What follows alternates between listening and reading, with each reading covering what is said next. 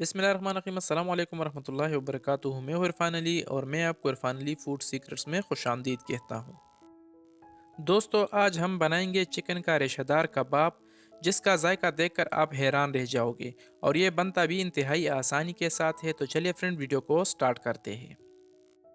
यहाँ पर हमने चिकन गोश्त लिया है, यानी बोनलेस चिकन यहाँ पर हमने लिया है, जिसको पहले हमने अच्छे तरीके से उबाल कर इसको हमने रेशा रेशा कर दिया है। आप इसे देख सकते हो।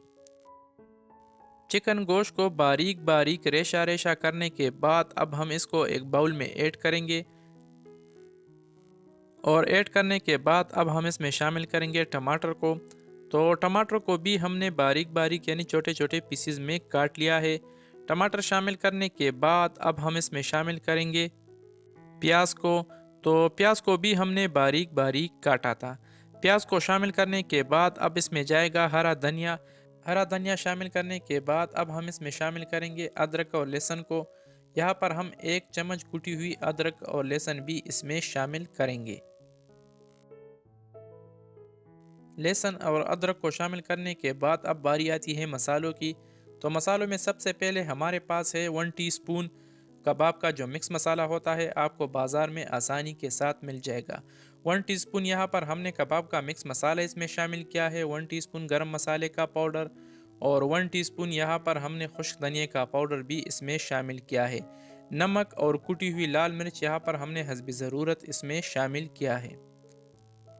इन सारे मसालों को शामिल करने के बाद अब इसमें जो ख़ास चीज़ जाएगी वो है मकई का आटा। यहाँ पर हमने तकरीबन आधा कप मकई का आटा इसमें शामिल किया है। मकई के आटे की जगह आप सिंपल आटा या बेसन को भी इसमें शामिल कर सकते हो। लेकिन आप यकीन माने कि मकई के आटे से इसका जो जायका होता है वो दोबाला हो जाता है और बहुत ही ज़बरदस्त कबाब इसके तैयार हो जाते हैं। अगर आपके पास अवेलेबल हो तो मकई का आटा इसमें ज़रूर शामिल करें और फिर इसका जायका देखिए। मकई का आटा शामिल करने के बाद इसको हमने अच्छे तरीके से मिक्स किया है। लेकिन एक ही बार में आप दोस्तों ने सारा पानी ऐड नहीं करना है, बल्कि थोड़ा थोड़ा करके इसमें आप लोगों ने पानी शामिल करते रहना है और इसको अच्छे तरीके से मिक्स करते रहना है।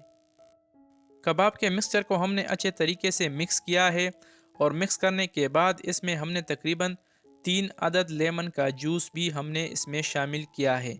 लेमन का जूस शामिल करने के बाद इसको हमने दोबारा अच्छे तरीके से मिक्स किया है। आप इसे देख सकते हो। लेमन का रस शामिल करने के बाद इसको दोबारा हमने अच्छे तरीके से मिक्स किया है। और अब हम इसको रेस्ट के लिए तकरीबन 20 से 30 मिनट के लिए हम इसको रेस्ट पर छोड़ देंगे। अल्हम्दुलिल्लाह 30 मिनट गुजरने के बाद अब हम इसके कबाब बनाएंगे। कबाब अपने मर्ज़ी के हिसाब से छोटे या बड़े आप इसके बना सकते हो। लेकिन कबाब बनाने से पहले आप दोस्तों ने हाथों को गीला करना है पानी की मदद से, ताकि जब हम कबाब बनाएं तो कबाब हाथों के साथ चिपक न जाए। यही प्रोसेस आप दोस्तों ने सेम करना है। तो अल्हम्दुलिल्लाह हमने इसका एक कबाब बना लिया है, आप इसे देख सकते हो। और यहाँ पर हमने तवा को चूल्हे पे रख दिया है और तवे के ऊपर हमने घी को शामिल किया है, जिसको पहले हमने अच्छे तरीके से गरम किया है। और गरम करने के बाद अब हम बारी बारी करके सारे कबाब की टिक्कियाँ हम तवे के ऊपर ऐड करेंगे।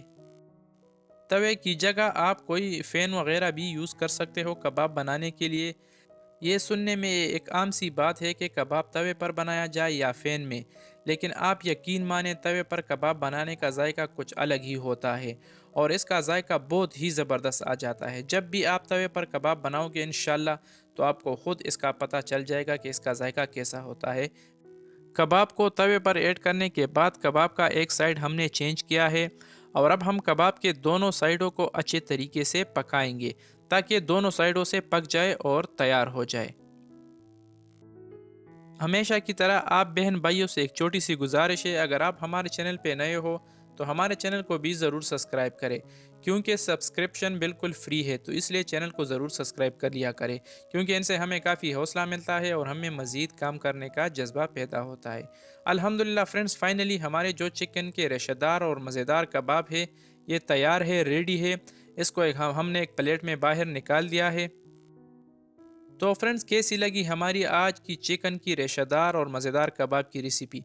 उम्मीद करता हूँ आप दोस्तों ने हमेशा की तरह हमारी आज की आसान सी रेसिपी काफ़ी पसंद की होगी। अगर वीडियो पसंद आई है तो वीडियो को भी लाइक करें और शेयर करें, और चैनल को तो ज़रूर सब्सक्राइब करें। तो फ्रेंड, मिलते हैं नेक्स्ट वीडियो में एक नई और आसान सी रेसिपी के साथ। तब तक के लिए अपने दोस्त, अपने भाई फैमिली को दीजिए इजाज़त। जहाँ रहे खुश रहे और हमें अपनी कीमती दुआ में ज़रूर याद रखिए। अल्लाह हाफिज़।